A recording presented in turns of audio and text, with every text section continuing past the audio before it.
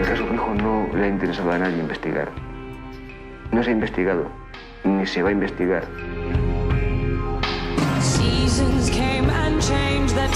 ¿Por qué lo ha hecho? ¿Qué tenían en contra de los Escabanillas, de la familia? Un conductor de una empresa de seguridad de transporte de fondos se ha fugado con 320 millones de pesetas. ¿Quién mató a tu marido? Hombre, yo no, desde luego.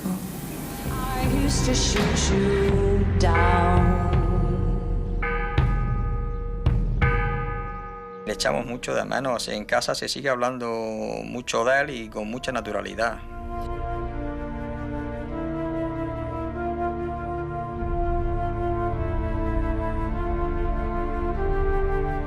Lo peor que yo creo que le puede pasar a unos padres es perder a un hijo. No se está preparado para eso, pero en las circunstancias que ocurrieron los hechos es mucho más duro. Un chico andaluz de Almería se había ido a trabajar a Santander. Hizo allí unos amigos y entonces su hermano hacía la comunión y les dijo a los amigos, como nunca habían estado en Almería, no conocían Andalucía, le dijo, siempre estáis hablando de Andalucía, venid, os la voy a enseñar. El que viniera Juan, pues llenaba la casa de alegría y de ilusión, además de la ilusión que tienes por hacer la primera comunión.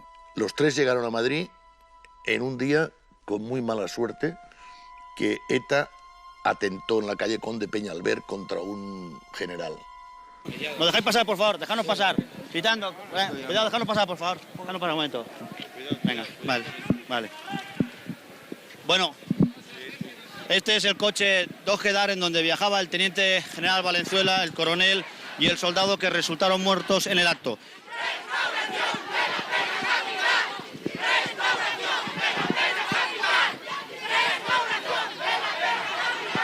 Eran los años muy duros de ETA, en plena ofensiva de ETA.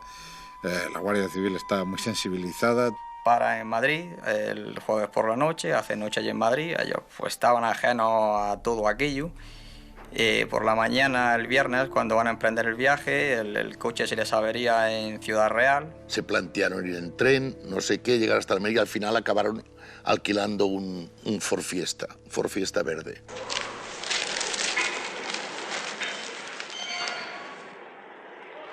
Y un señor que los vio allí a ellos, pues vio en la prensa los tres etarras que estaban buscando y dijo que, comentó allí con unos amigos, que él pensaba que eran los tres chicos que iban hacia Almería, eran los tres terroristas. Esto hay que denunciarlo. Bueno, este se parece al más grueso y este podría ser el que llevaba la barba, pero no lo podría jurar. No hay que jurar, gallina. Lo que es a mí me sobran cojones para denunciar a estos asesinos. Entonces dieron aviso a la comandancia de Almería, que estaba un teniente coronel que se llamaba Castillo Quero, que era un personaje, un alcohólico, un tipo que que era el primer puesto de importancia que tenía en su carrera. Y desde el momento que ellos partieron su viaje con el coche alquilado, ya los estaban esperando en Almería.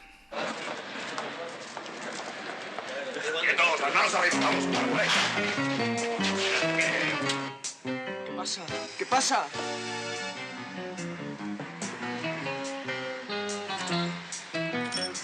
¿Sabes del coche? Sí. Dame las llaves. Las armas deben estar en el coche. Por la mañana, cuando yo me levanto, sobre las 7:30 aproximadamente, voy a buscar a mi madre para que me empiece a vestir y me dice que no haga ruido porque puedo despertar a Juan y a sus amigos que hayan venido tarde. Yo le digo, mamá, pero ¿qué voy a despertar si no están en casa? Pues imagínate en ese momento la alarma que surge en casa. Ya mis padres salen a la calle a buscar, va a la Guardia Civil, a la Policía Nacional. La Guardia Civil, sabiendo lo que había ocurrido, decía que no sabía nada del tema. Mi padre volvió a insistir, otra vez a la comandancia de la Guardia Civil, y ya le dice un guardia civil que estaba allí en puerta de la comandancia que si es que se pensaba que tenía ya a su hijo para comérselo.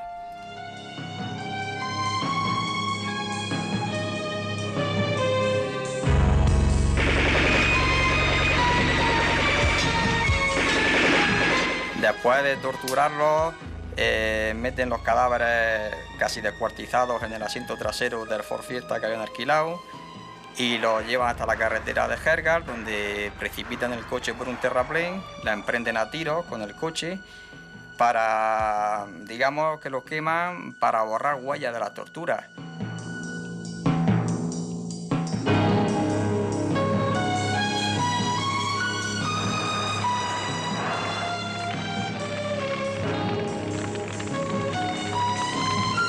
Y apareció el coche calcinado, incendiado, y los 3 chicos esposados y muertos, quemados dentro del Ford Fiesta, ¿no? Allí podría haber, según tengo entendido, unos 160 casquillos de balas. Se encontraron en el lugar, compraron gasolina con dinero de las víctimas, que tuvieron hasta esa poca vergüenza.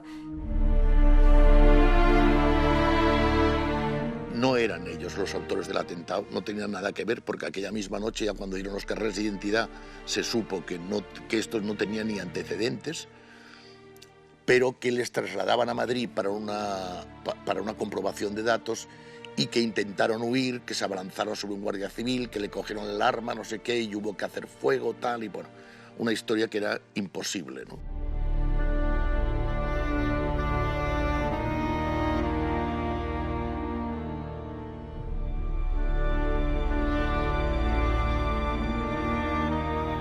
Las torturas fueron salvajes, le faltaban brazos, faltaban piernas, a mi hermano le dieron un culatazo en la cara, le saltaron un ojo, fue horrible. Venimos de una policía que durante la dictadura está acostumbrada a pegar y a quiero evitar la palabra torturar, pero en todo caso a maltratar mucho a los detenidos. Cuarto día del juicio oral del llamado caso de Almería, y ha continuado el interrogatorio del acusador particular al teniente coronel Castillo Quero, con preguntas y respuestas relativas ambas a matizaciones de la distancia que se hizo fuego, situación de los vehículos, persona que los ocupaban en la caravana de traslado y explicación del procesado ante una pizarra. Tuvimos un buen abogado, Darío, que llevó el caso pues, hasta donde él pudo. En aquellos momentos consiguió sentar en el banquillo a 3 guardias civiles, de los 11 que participaron en los hechos. Era muy impresionante, en la película está cómo llegan con toda la arrogancia sus uniformes y sus medallas al juicio, y el abogado dice que no pueden ir vestidos de guardias civiles porque no están juzgando guardias civiles. Pónganse en pie los procesados. Señoría, esta acusación quiere dejar muy claro desde el primer momento que no estamos aquí para juzgar a un uniforme, sino a 3 personas concretas. Yo disparé. Y entonces el cambio que se produce en los 3 cuando ya se ven allí con su traje normal y tal hasta la condena fue histórico. O sea, nunca en la historia de España habían condenado a un jefe militar a nada. Bueno, Castillo Quero, este señor nunca reconoció el error. De hecho, dijo en una ocasión que lo volvería a hacer si se ocurría lo mismo. O sea, que no se retractaba de lo hecho. Las condenas que se le impusieron a estos señores fueron de 24, 15 y 12 años respectivamente. Después de salir de la cárcel, el Estado le dio hasta su dinero de los fondos reservados que tiene el Estado en aquel momento. O sea que estos señores vivieron muy bien y 8 quedaron impunes totalmente.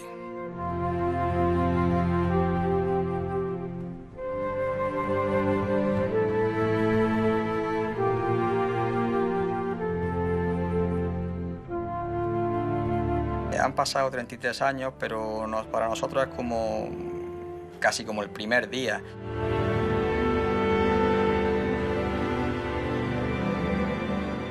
Lo más terrible que yo me he enfrentado en estos 10 años, creo que ha sido lo de la niña hechizada de Almansa.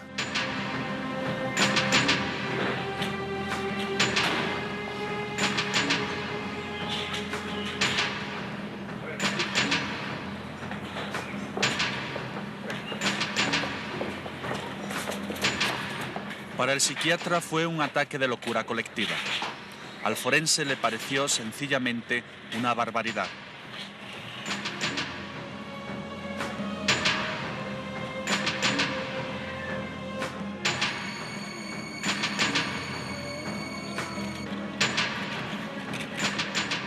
El 18 de septiembre de 1990, una niña de 11 años fue destripada en la localidad albaceteña de Almansa. 3 mujeres, entre ellas su madre, pretendían sacarle el diablo del cuerpo. Le quitaron la vida. Era una niña de 11 años, era familia de una sanadora que había en Almansa. Rosa, la curandera, dice que el diablo ha entrado en la casa. Comienza así un macabro ritual. Entonces la madre creyó que la niña había sido embarazada por el demonio. Así que la tumbaron en una mesa en su casa y la madre y las 2 amigas empezaron, mediante las manos, a vaciarla por dentro, por la vagina y por el ano. Para la pequeña Rosa es el principio de un suplicio que acabaría con su vida. Creyendo que eran nidos de demonios, su madre y María Ángeles le arrancaron la vagina, los ovarios y los intestinos. Mercedes, mientras tanto, miraba y escuchaba.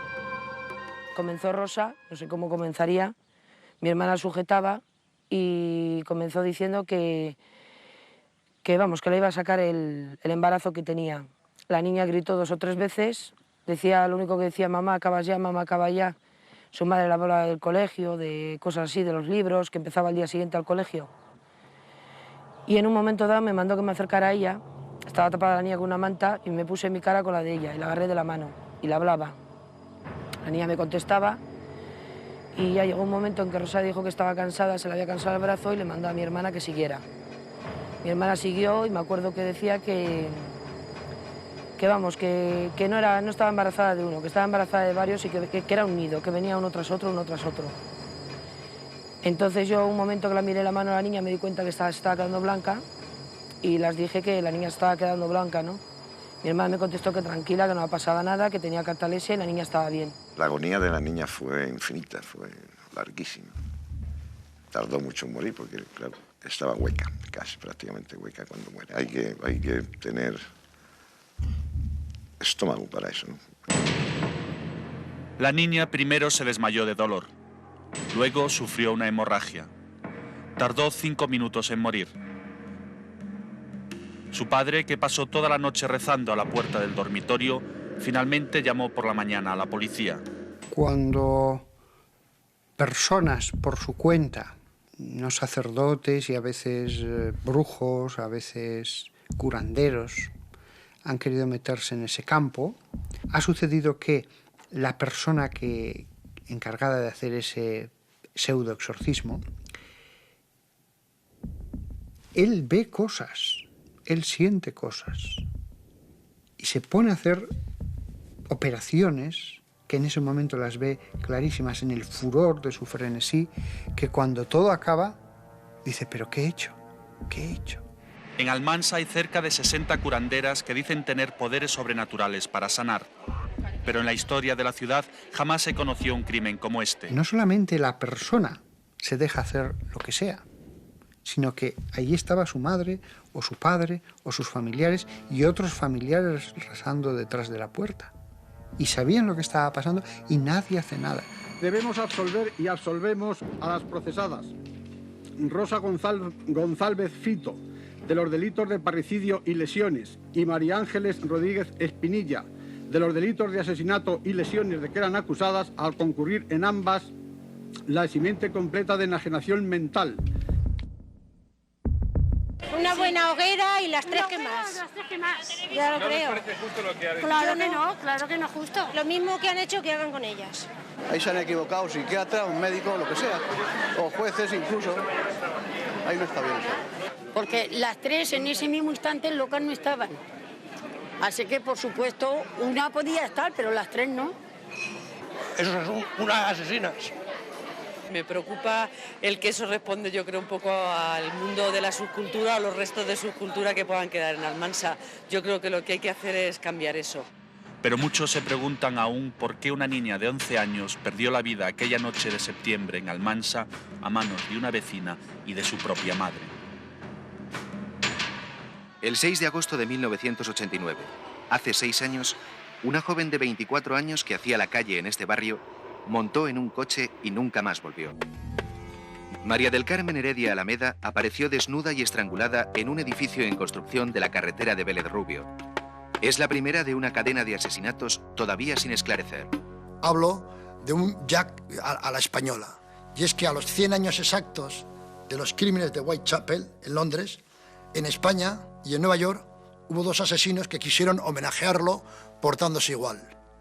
En Estados Unidos fue el estrangulador de Rochester, que sí, causó impacto en la prensa y lo detuvieron. Pero en Almería hubo otro que actuó igual.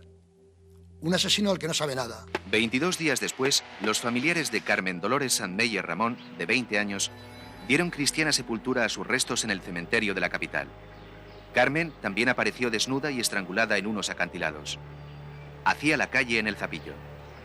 2 años después, María José Muñoz Borrego corrió la misma suerte. Fue el 8 de marzo de 1991. Estaba embarazada de 4 meses y fue arrojada desde un talud de 30 metros en Almerimar. Tan solo 7 meses más tarde de la muerte de María José, apareció el cadáver de otra joven. Todavía sin identificar, podría haber ejercido la prostitución. Ante la falta de esclarecimiento de los hechos, la preocupación comenzó a extenderse entre estas mujeres. Y una tras otra cayeron 10, que pueden llegar hasta 15, todas de las mismas características. 1,65, 62, tez cobriza, pelo negro, un poco rizado. Todas se subían en los coches y se iban con los clientes.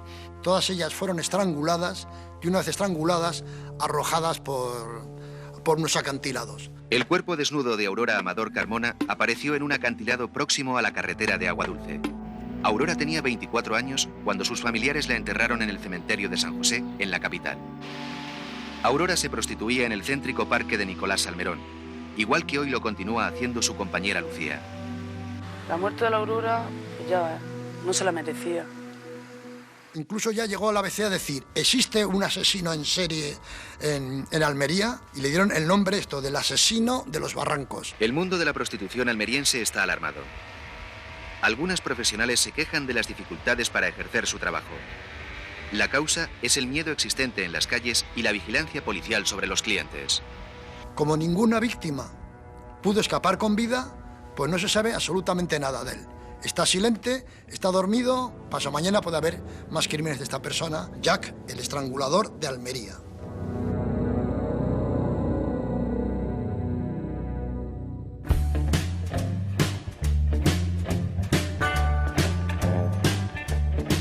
¡Alto! ¡Salte, hombre! ¡No la líes más! ¡Salte con las manos en la cabeza! Es una década plagada de atracos. Es el delito que impregna toda esa década.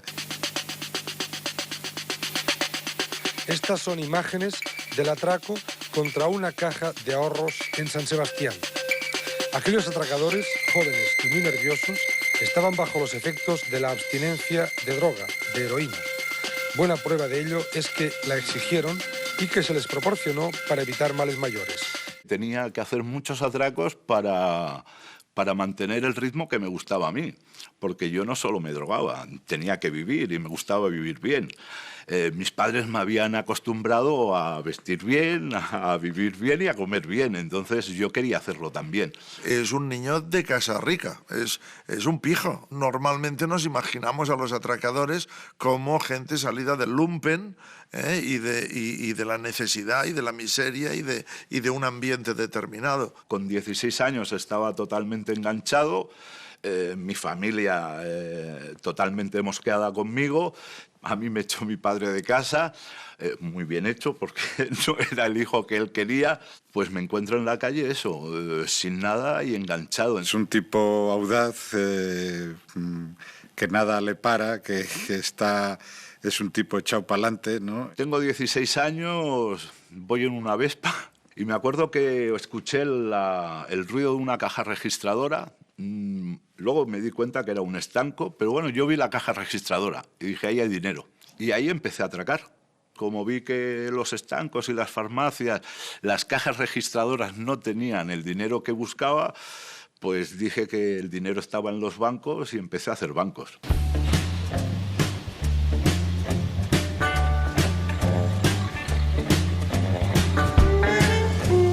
¡Es un atraco!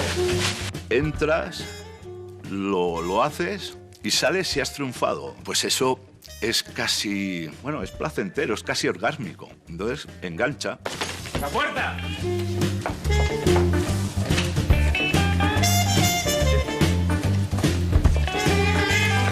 Tiene todo dinero en la bolsa. En Barcelona yo me he hecho 3 atracos en una misma calle, en el momento, porque entrábamos en uno, no sonaba la alarma, entrábamos en otro y entrábamos en otro. Si habían 3, los hacíamos. O hacer 3 la misma semana del mismo banco. Pues en un plazo de unos 3 años he sido atracado unas 9 veces. Pues he sido atracado 8 veces durante los últimos 3 años aproximadamente. Hemos sido atracados 11 veces. Para evitar un atraco, bastaba con ir a una esquina del ensanche de Barcelona donde hubiera más de un banco. Se apostaba uno de los coches de los grupos Omega y esperaban. Tarde o temprano, a lo largo del día, alguien entraría ahí para atracar. Había gente que te dejaba el coche y las armas por un 10% del atraco. Y entonces ya el coche te lo daban preparado y te ponían todo el lateral con acero galvanizado. Y entonces íbamos preparados para atracar y para que pudieran dispararnos en la huida.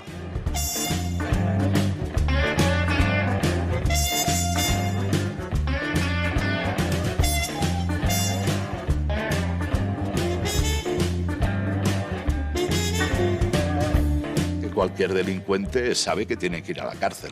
Y cuando dice, hostia, es que la cárcel, joder, pues no seas delincuente. Cuando me cogieron me metieron 57 atracos. Los 3 primeros años yo toda la comida me la entraban del restaurante. Y cada día me traían un menú diferente. Entonces, claro, cuando hablan de la comida mala de la cárcel, pues yo no la he probado. Esto es carne, esto es carne. Esto es carne, esto es cocido nada más, esto es cocido que tiene toda la grasa y toda la porquería ahí. Ninguna cárcel estaba preparada para la entrada masiva que hubo en esos 5 años de presos comunes y todos toxicómanos. Entonces, claro, hubo un desmadre. Yo cuando me decían, pero eran los funcionarios, ¿qué mierda funcionarios? Los funcionarios no se atrevían a entrar a una puta mierda. Éramos nosotros, si éramos 2.900 presos que éramos yonkis, ¿cómo no íbamos a entrar caballo?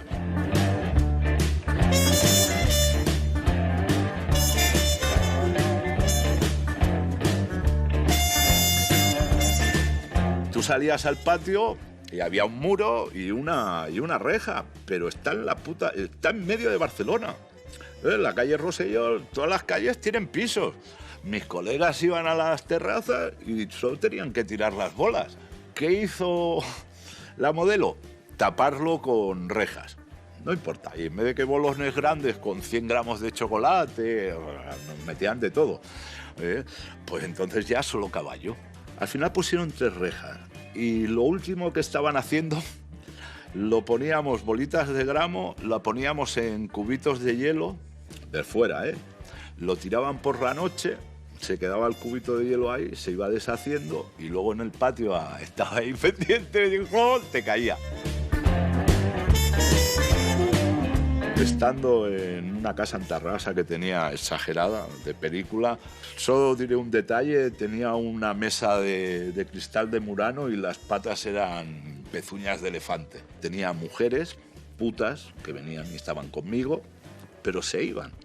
Y a las 6 de la mañana o las tantas, cuando me quedaba solo en esa casa, y veía esto, claro, todo lujo, pero veía las chutas ahí tiradas, ¿no? Y yo creo que ahí empecé a que no me gustaba esa vida.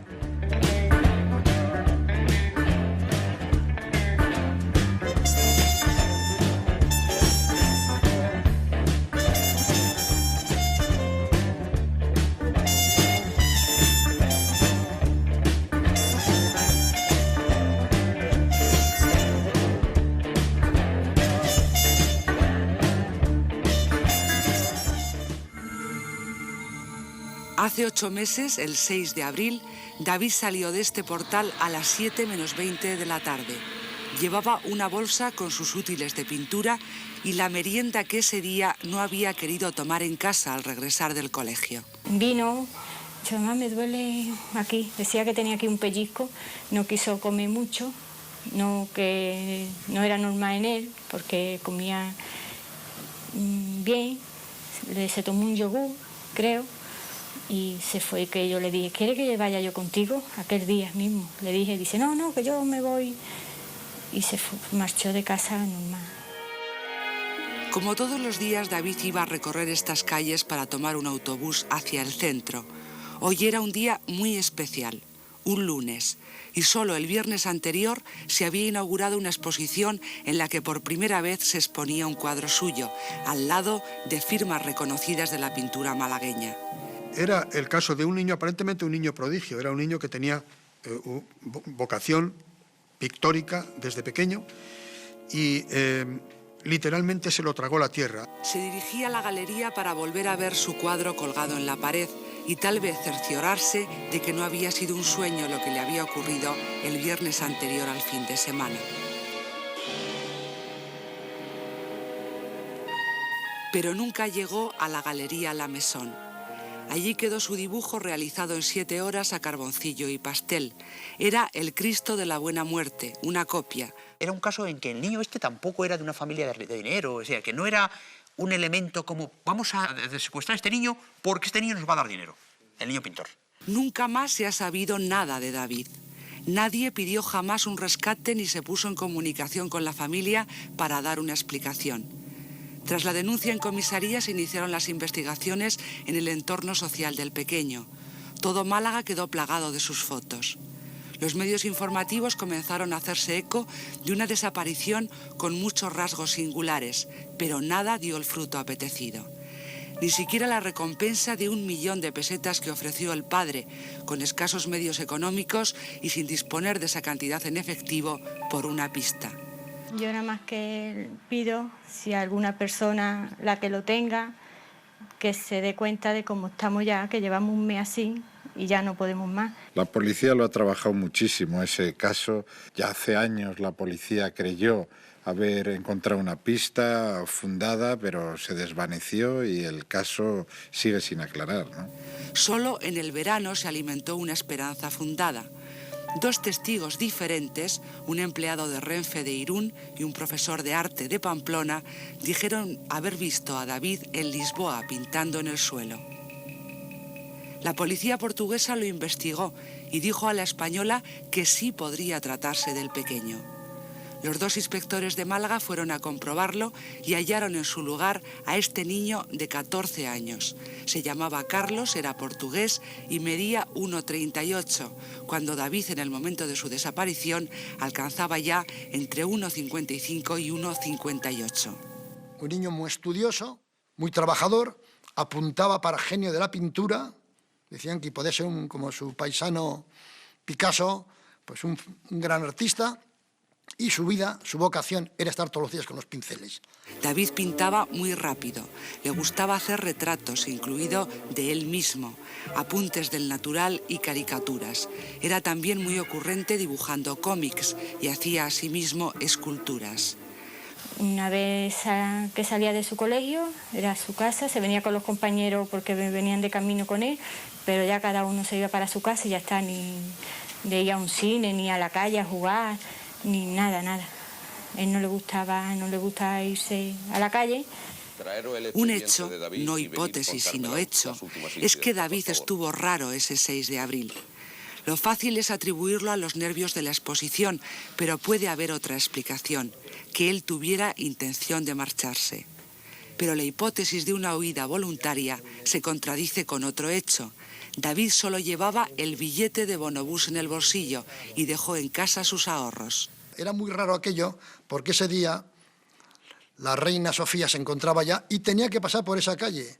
Y estaba llena de policías, de paisano y de uniforme. Entonces cualquier agresión, cualquier secuestro violento lo hubieran detectado por algún grito y allá nadie detectó nada. Todo puede haber ocurrido.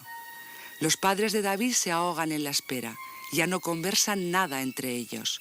Él mira una y otra vez los dibujos de su hijo, mientras el ambiente se sobrecarga de angustia. La desaparición de niños en España es muy rara. Existe. Nada que ver con otros países. Porque aquí al niño, en los países mediterráneos, se le ha cuidado mucho. Pero es que este niño desaparece por arte de magia y no aparece nunca más. Yo espero cualquier día que, si voy por la calle, porque yo no salgo nada más que a recoger a llevar al pequeño al colegio, porque no se va solo, ni él le gusta que yo lo lleve, porque siempre lo he llevado, nada más que voy a llevarlo, y me da la impresión de cuando voy para llevarlo, que me lo voy a encontrar por el camino, y me entra hasta sudores de pensarlo, y espero que cualquier día suba por la escalera, en fin, la de cosas que pasa por la cabeza, no, todos los días lo mismo.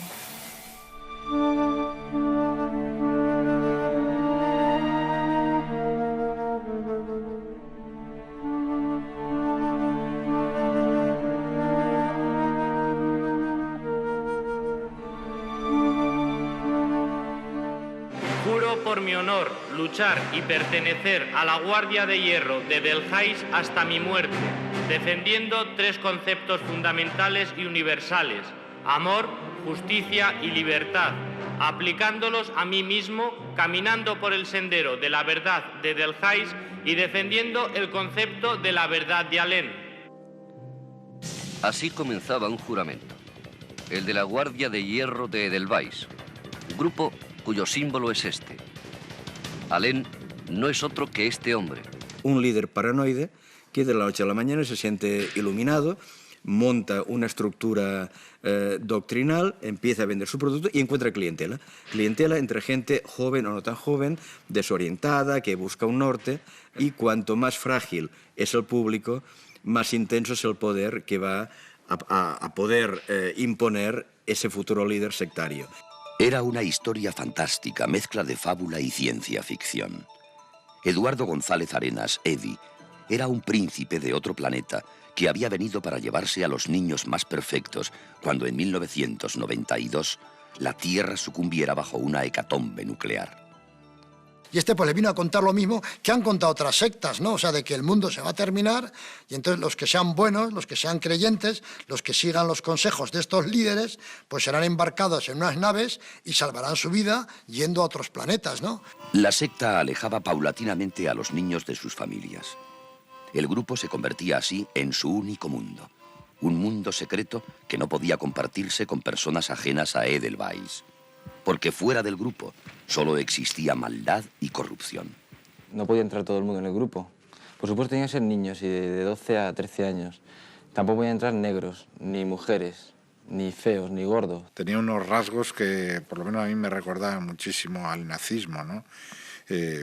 Los campamentos, la instrucción, no llegaba a ser instrucción militar, pero sí había un cierto espíritu de escuela de juventudes hitlerianas, muy peligrosas, ¿no? El aspirante era marcado con un hierro al rojo vivo mientras hacía el juramento. La marca, celosamente oculta, era prueba de obediencia ciega a Alén, un profeta que se permitía amenazar por diversos métodos de muerte, incluso condenación eterna, a quienes rompieran el juramento de silencio. En la guerrilla solo había hombres. La ausencia de mujeres era la justificación para iniciar a los chicos en la homosexualidad. Igual como los soldados griegos, entre ellos era muy normal, porque estaban encerrados solamente hombres, el mantener relaciones sexuales entre hombres, exactamente por esa misma razón, en su ejército los chavales debían aprender y debían practicar y consentir relaciones homosexuales con sus compañeros, con él o con sus compañeros. Yo desde que entré en el grupo del Edelweiss con 12 años he estado continuamente sometido a prácticas homosexuales por parte de otras personas. ¿Quién te obligaba a hacer eso? Eddie. Eddie se llevaba a la cama a todo el que quería. A que se le antojaba, se llevaba a la cama y punto. No había nadie que podía decir que no. Y no porque no querías y te sometías, sino porque Eddie era Eddie. Entonces era lo mejor que te podía pasar. El líder, por su propia personalidad, cree absolutamente en lo que dice, cree en su delirio, porque él mismo es esclavo de su propio delirio.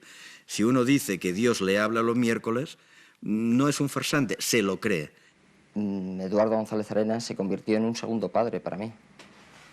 Él me enseñaba absolutamente todo. El tiempo que yo pasaba en mi casa era para dormir única y exclusivamente. Salir del colegio era ir donde estaba él y, vamos, incluso le he llegado a adorar como si fuera un dios.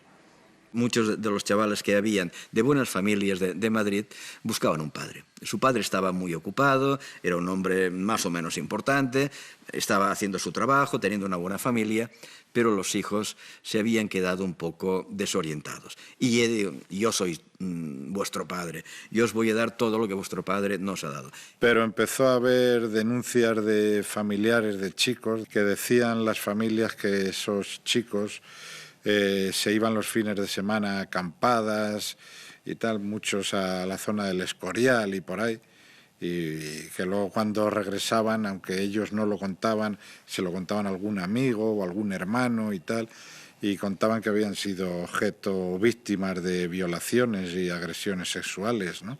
En el banquillo, junto al líder de Edelweiss, Eduardo González Arenas, se han sentado otros 9 acusados. Los 9 eran niños cuando ingresaron en la secta, pero mayores de edad cuando estalló el escándalo en 1984.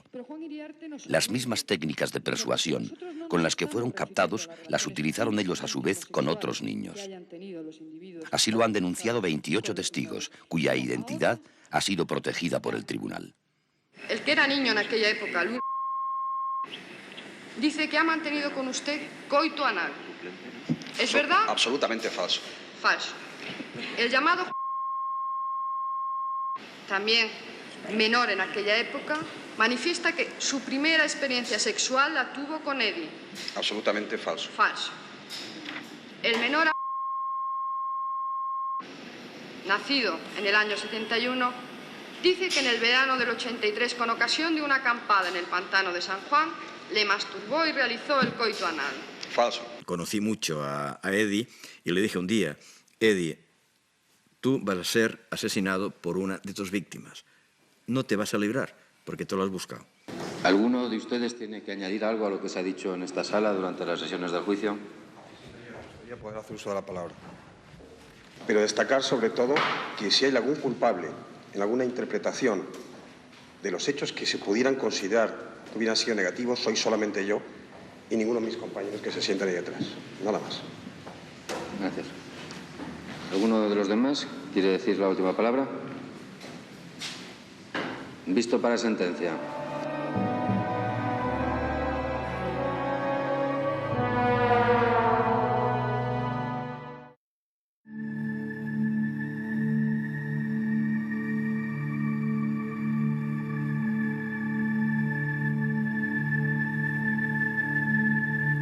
Ángel se declaró autor de la muerte de María Teresa Mestre. Nunca ha dicho, sin embargo, por qué lo hizo. Ahora también guarda silencio. En uno de los patios del centro juega al parchís con sus compañeros. No quiere vernos.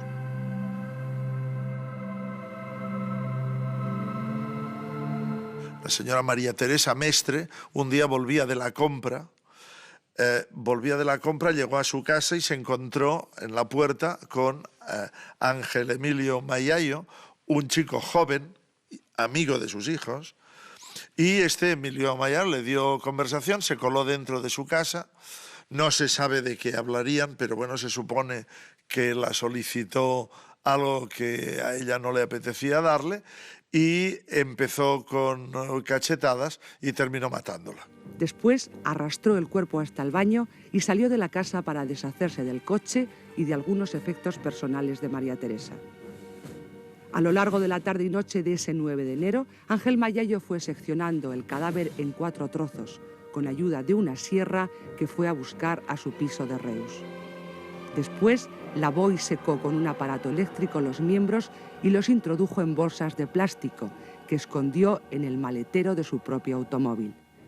Y la trasladó a un vertedero cercano. La desaparición de María Teresa Mestre causó mucha sensación porque María Teresa Mestre era la esposa de Enrique Salomó, que era un señor que estaba mezclado en otro de los sucesos que habían causado furor en la época, que era el tema del aceite de colza. El señor Enrique Salomó estaba en la cárcel. En estos momentos ya sospecho de todo el mundo. Es que ya no sé quiénes pueden ser. No lo sé. No lo sé. ¿No tiene ninguna pista? No tengo ninguna pista.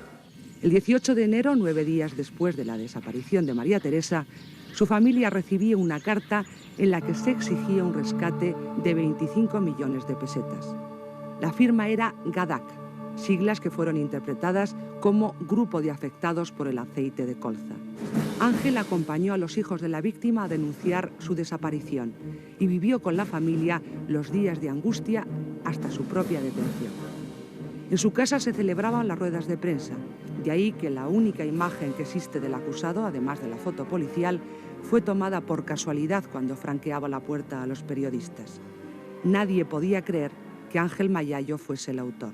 La madre de María Teresa Mestre recuerda la mirada de Ángel Mayallo el día de los hechos y la impresión que le causó. Un temblor y su expresión de su cara, que me faltaba hasta el aliento. Y se lo dije a la policía, digo, no sé, al verlo a él.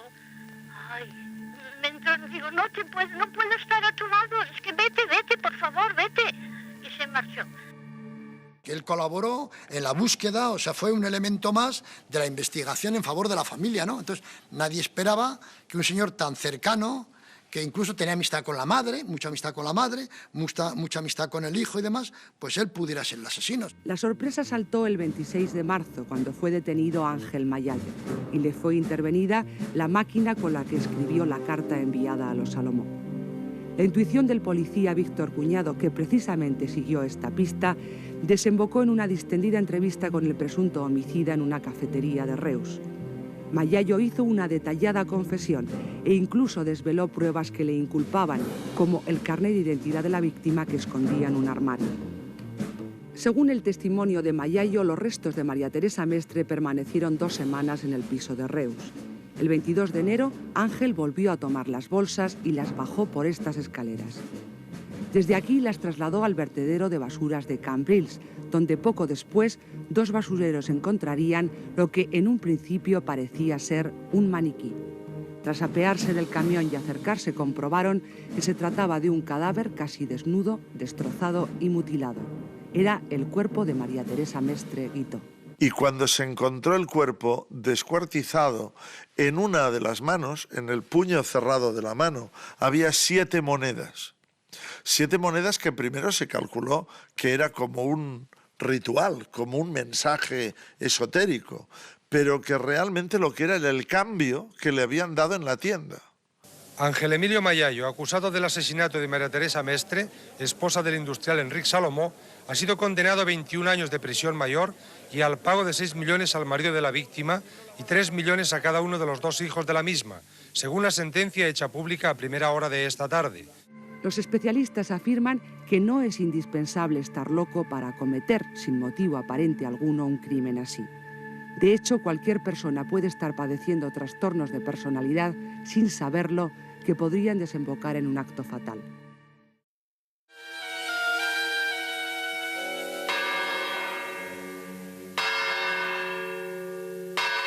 Sonaron 5 campanadas en el reloj de la vieja torre de Ondara. En el silencio de la madrugada, un hombre amenazaba a su mujer y a sus hijos. 5 campanadas, 5 puñaladas os voy a dar, os mataré a todos.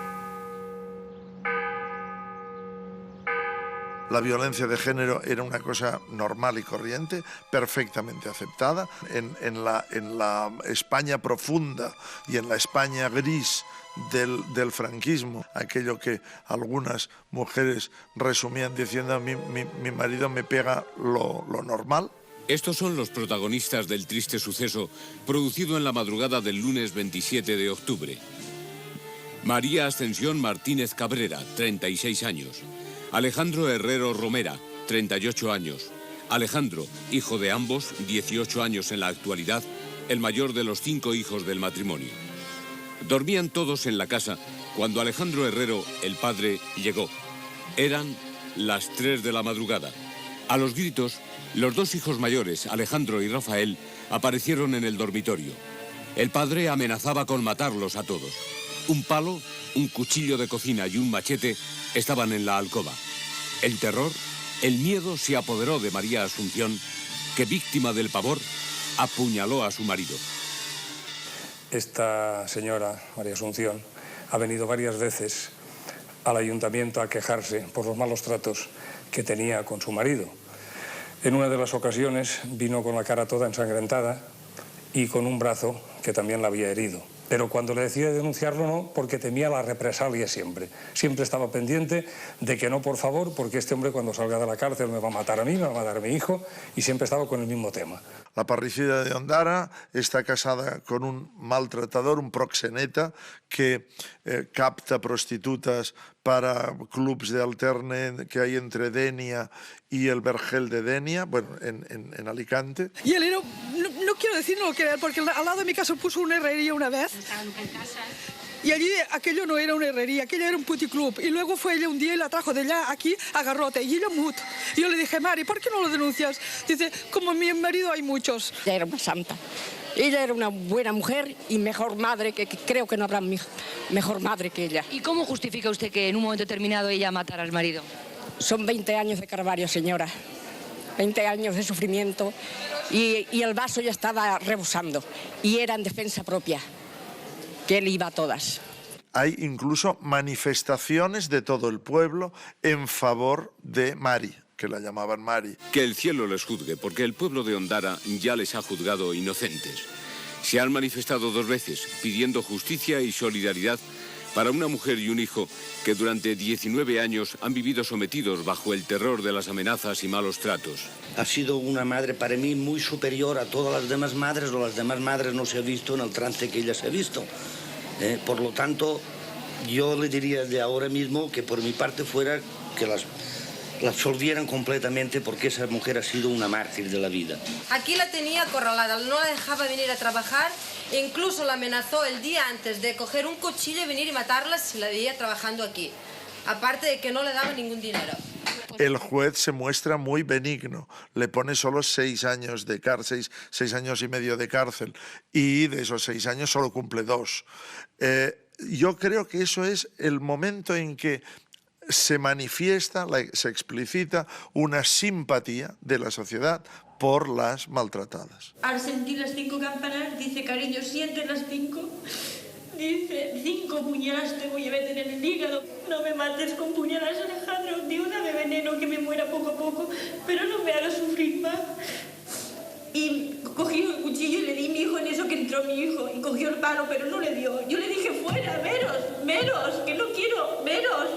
Y cogí, se le cayó encima de la cama, se ve que se cayó, no sé, cogí el cuchillo y le volví a dar, cogí el palo y le di, porque es que eran mis hijos o yo, y mis hijos. Y aquella noche, no sé, tenía que haber muerto yo también con él, porque yo le quería besar de todo. Pero eran mis hijos, y a mí me mata aquella noche y también mata a mis hijos, porque ya me defendían.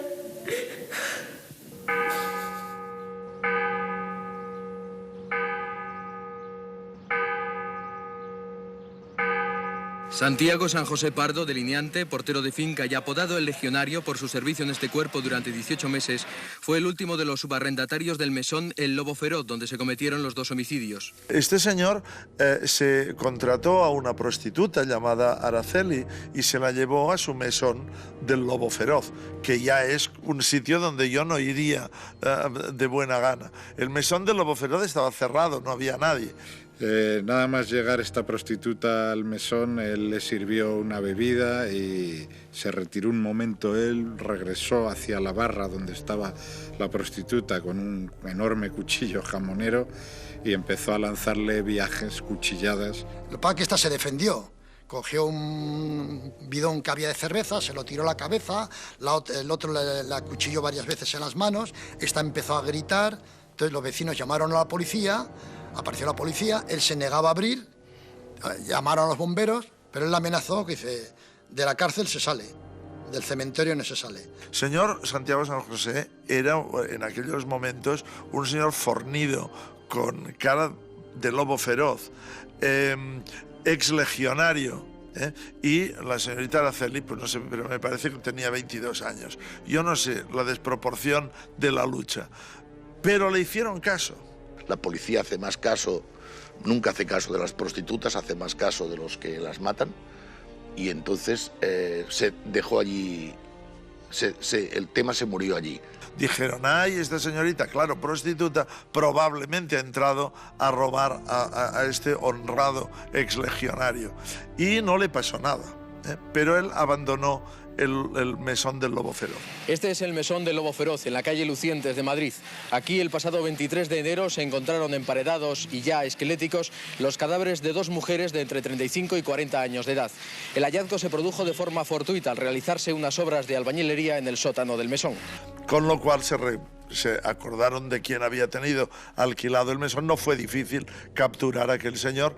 Y era que este hombre, cuando consumía drogas, cuando bebía, iba a la calle de la Cruz, donde había pues heroinómanas, vamos, prostitutas estas callejeras, pero ya de bajo nivel, toxicómanas y demás, y que las llevaba para allá.